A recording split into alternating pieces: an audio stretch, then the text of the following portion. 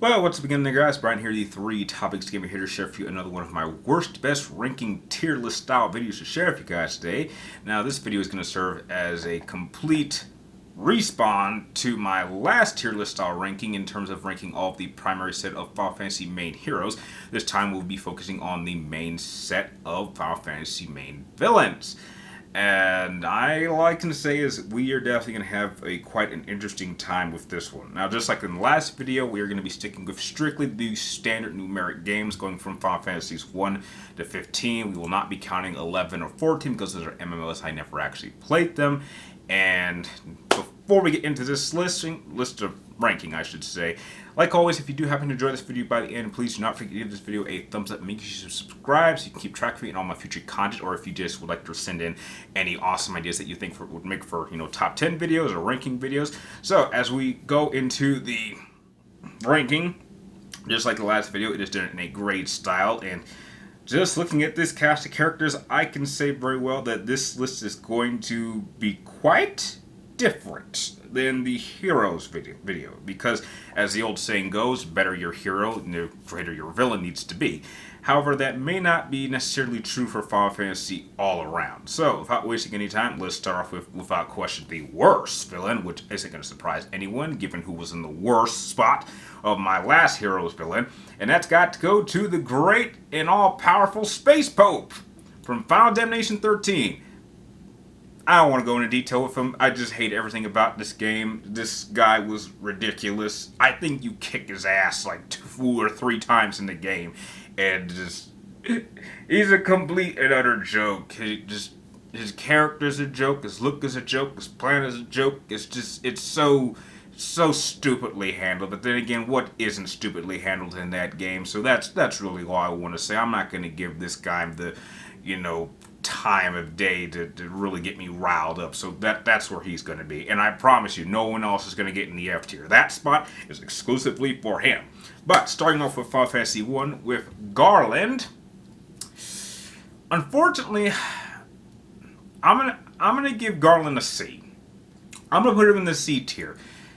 Being technically the first Final Fantasy villain in the first game, you need to set a standard. Now, I will say this: Garland has a awesome look, very awesome look. I absolutely love villains and protagonists that are come in this over the top awesome looking armor. It makes him look like a total badass and someone you don't want to mess with. It looks like he came prepared to play, and Garland absolutely has that look. But his plan is just as generic as any main villain is, and I think that's something that is going to play as a constant theme across a lot of these characters in terms of they have the same plot. It's just how far do they actually get into achieving their plan. And unfortunately, though Garland has a good look and he easily sets the standard in terms of how villains should be handled, there's just outside of that nothing too interesting that makes him really stand apart from other villains, and that's why I have to just put him dead center in the middle.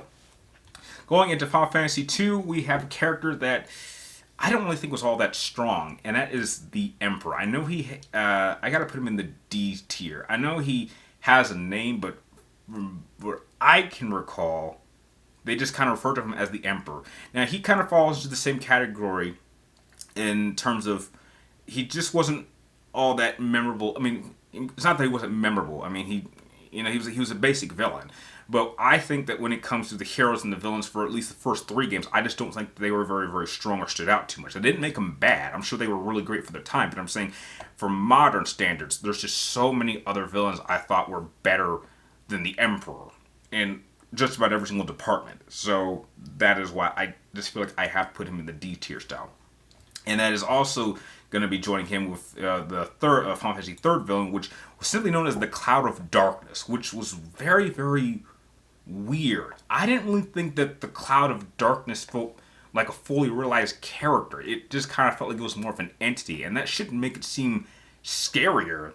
But the Cloud of Darkness's agendas was just as straightforward as you would expect, and therefore, though they serve the role as the villain, I mean, when you compare him to the Emperor or Garland, I just felt that that was kind of the weakest. I mean, once you've repeated the same cycle, by the third time it starts getting a little bit boring, and you kind of need to do something different in terms of the straightforward concept of just having a villain wanting to destroy the world. I mean, that's been done to death, so you need to add something to that character to make them stand apart. And unfortunately, I think out of the first three main set of villains, the Cloud of Darkness is definitely by far the weakest, at least in my opinion. So that's where I would have to put her. Or him. Like, the Cloud of Darkness was very, very difficult to describe. But going into Final Fantasy IV, Golbez. Golbez. Great villain. Cecil's brother, has an awesome look, incredibly powerful sorceress. And I think, though his agenda is pretty straightforward, I think his journey and reasoning was very, very good. He has a very strong personal reason for what he's doing. And that's something that a lot of villains don't have. Some of them are just evil for the sake of being evil. But Golbez at some point kind of felt like a little bit of a victim. And I found that very sad. And you could just kind of tell that there was something between him and his brother Cecil. And I think that made it very, very personal. And I think that even elevated him in terms of how much I ended up liking his character by the end. So, yeah, that's why I would say, Golbez is definitely a B tier character. And, a key reason that's for why Final Fantasy IV was, still a very, very great entry in the franchise. So that's where I would put him. Going into Final Fantasy V, we have Exdeath. I'm definitely going to put Exdeath a little bit ahead of Garland. Kind of the same reason, except not necessarily having a personal. He has a cooler look in terms of the armor, and he is also kind of like a sorceress like Golbez. But I think his story is a little bit more interesting, especially when you take into the fact that he's not necessarily trying to destroy our world, but there's like an alternate world that he's already the ruler of. And because of that, he just kind of had this leadership element about him. I think his throwdown with Galif, or Galoof, depending on how you like to pronounce it, was awesome. That was definitely one of the best fights in the entire game, even though it kind of had a tragic ending to it. And I just think that the final battle with him was totally insane. It was without question one of the harder boss fights that I encountered out of all the Final Fantasy games that I was able to beat. And he very much stood out to me in a very, very positive way, which is why I would have to put him in the B tier. Next is going to be Final Fantasy VI, but I'm actually gonna skip 6. I'm gonna save him for the end. I got a lot to say about him. But going into Final Fantasy VII, we have Sephiroth. Okay, now I'm just gonna say right now, I am taking Sephiroth strictly from the original game. I'm not counting what the hell they did to him in the so-called remake, which is I hate saying that. But Sephiroth is, without question, the most iconic and probably the most popular Final Fantasy villain ever. And it's been that way for over, a long time. And I understand why. I mean, he has a pretty cool look. His personality, he just exudes confidence. He's very sadistic. He enjoys making people suffer. He has a really badass sword. He probably has the most popular villain theme in not only Final Fantasy, but maybe video game history. I mean, Sephiroth is an icon of Final Fantasy. There's just no getting around that. Just as some would say that Cloud is like the most popular and icon hero of heroes when it comes to Final Fantasy characters. I just think the only thing that just holds him back is he just seems like the only issue I have with Sephiroth is he just seems a little bit too cocky.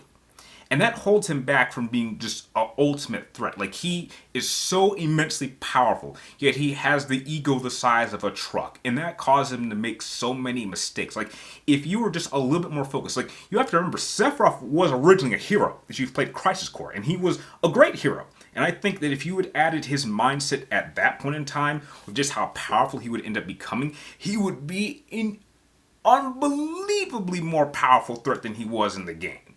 And I think the build-up to Sephiroth was also handled perfectly in the original game, because everyone would always talk about him, and he was always kind of like this entity. You just didn't really know what to think about him. And then when you actually encounter him, he was like, oh my god, this guy is serious. And then especially when he, goes and kills Aerith, spoiler alerts, that was kind of like what elevated him to like iconic status, and that has still held to this day. So, while I acknowledge that Sephiroth is without question the most popular and most iconic Final Fantasy villain of all time, he to me still holds probably the number 2 spot for me, and there's only one other villain above him, which I'll get to him later. Going on to Final Fantasy VIII, we have Ultimacia. Ultimacia, I would put her also in the B tier behind Sephiroth. I think her look was very, very awesome. I liked how she was kind of like an entity of time travel. A lot of people didn't like that whole aspect of time travel, but I thought it was cool how she could actually kind of possess specific sorcerers and then kind of like manipulate them through time and space. And I thought that was cool. And I think the final fight with her was also pretty awesome. She doesn't really get much screen time, so it is a bit unfortunate, but you always kind of feel her presence over the course of the game as being like the ultimate puppet master. And is a little bit less, like, she's a little bit more hands-on, but from a distance and through time. And I thought that was very, very cool. And she kind of serves as, her story kind of like ends in like a cycle, which I think when it comes to time travel storylines, you kind of have to end it in that way in order to have it make sense, at least to me. And because of that, she was a great villain. Definitely one of the tougher ones to bring down. I mean, there's like a cheap way of doing it, but yeah, I was really liked the Ultimacia, and I would even say she's without question my probably my third favorite Final Fantasy villain of all time. Oh dear, Final Fantasy IX. Okay. Oh boy. Kuju. Kuju. I'm sorry to whoever saw my Final Fantasy game ranking and my heroes ranking. You know how I feel about 9, and unfortunately, Kuju will not get the same treatment as Arden because I still don't know anything about this character. I mean, I just had to play this game for the third time to do research for Beatrix, and I still don't know anything about this guy. It just seemed like his whole agenda was he would show up, he would say some things, and then he would leave. And like 2 hours later, he would show up, he would say some things, and then he would leave. And I still don't know what he was planning to do. I mean, I'm assuming he wanted to destroy the world, but that's just so been done to death by now in the franchise. He doesn't even have a cool looking design. I think he deals with magic maybe, but I'm not sure. And his character just did not work with me at all. So unfortunately, I have to put him in the D tier. And the only reason I won't put him in F is because F is exclusive for that one character. So that's all I want to say. I'm sorry if people like Kuju, but again, Final Fantasy IX just does not work with me. I don't hate it. It's just there's nothing about it that stuck, very little about it that stuck with me or was positive. Very little. Only one character I thought was good in the entire game. And she was only a temporary playable character. That was the only thing I thought was good about this game. And that's just not enough to work with. I mean, if you like it, that's fine. But just, I'm sorry, just doesn't work with me. Going into Final Fantasy X, we have Yu Yevon. Now, I think a lot of people don't like Yu Yevon in terms of the practical fight, and I perfectly understand. That makes perfect sense. The final fight in the actual game itself is not very interesting, and it's pretty boring, and you can't even lose that fight. But Yu Yevon as a concept, I thought was truly incredible, especially with how Final Fantasy X handles religion, and that's a main reason as to why I'm drawn to Final Fantasy X so much. And I actually think he's a B tier character. Not so much for his practical use, but in terms of what he was able to do. Because from what little we know about Yu Yevon, he was basically just a summoner that got so much power that he basically became a religious icon. He formed his own religion that would last for many, many, many centuries. I would even say out of any villain, he has the most lasting effect because he gets a constant wave of self-sacrificing in order to keep the people of Spira under his influence. I mean, Sin is like the main supposed threat. And then you find out that, Braska is technically Sin. And in some cases, I think that Seymour should have really been the main villain at the end. That's just my opinion. But Yu Yevon is the ultimate manipulator. And he just wants to do everything he can to keep the people of Spira underneath his influence. And Sin is just a tool. A tool that he brings back every 10 years just to keep people believing in his faith. And that is what really makes him stand out. I mean, don't get me wrong.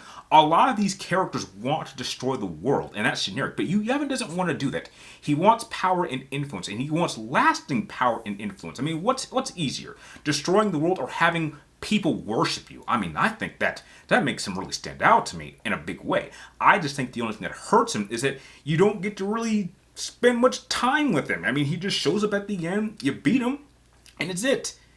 But again, as a character, he's not very interesting. But as an idea, as an essence, as an entity, I think Hugh Yevon was absolutely fascinating. And I think he worked very, very perfectly in my favorite Final Fantasy game of all time, which is why I would have to keep him in the B tier.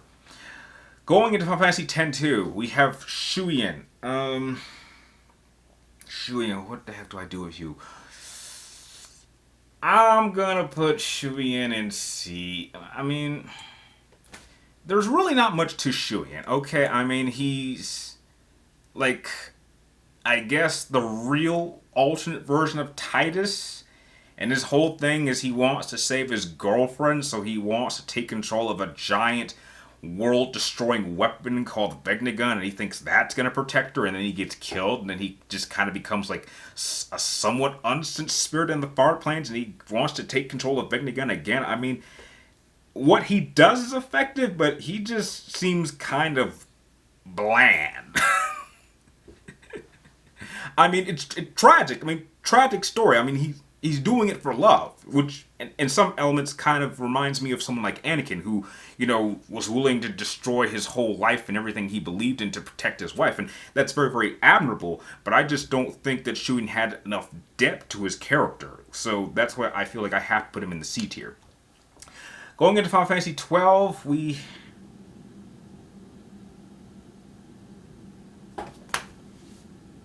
Who the hell was that guy?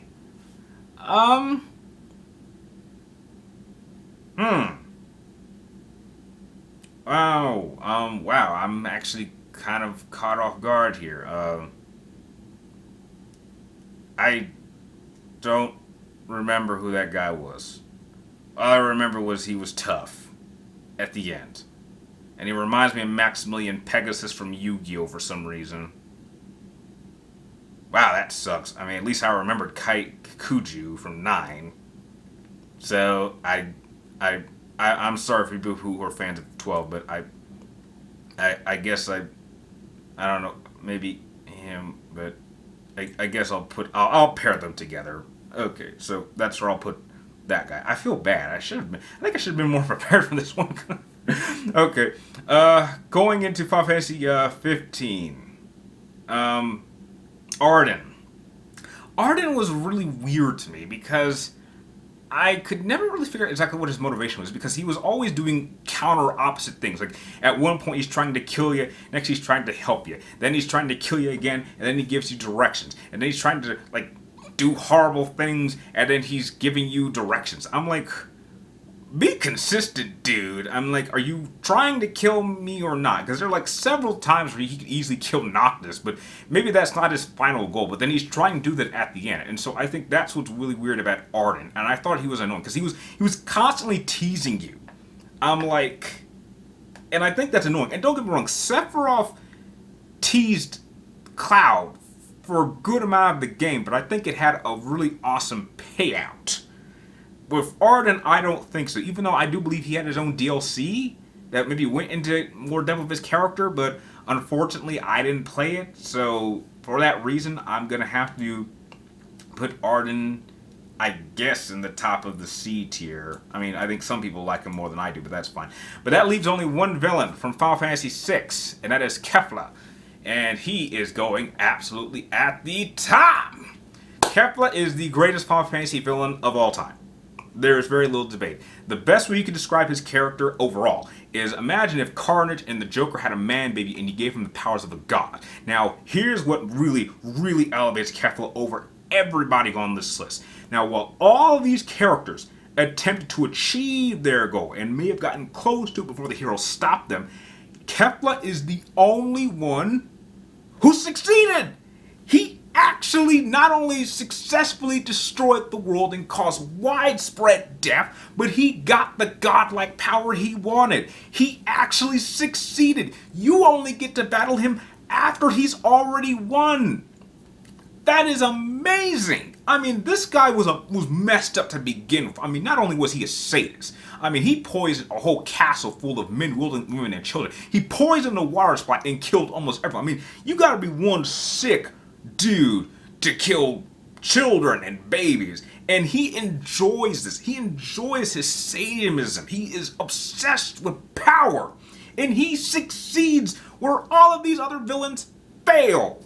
And because of that, he has, without question, my favorite final boss in any Final Fantasy game ever. I mean, there's like 3 stages of it. And like, he is presented as like this angel at the end. I love his design at the end. With the music playing. It's just amazing how well they captured Kefla, and it's just a shame that they have not been able to top him since. So, for those reasons, Kefla will always remain my favorite Final Fantasy villain of all time, and easily one of the best Final Fantasy games of all time, Final Fantasy VI.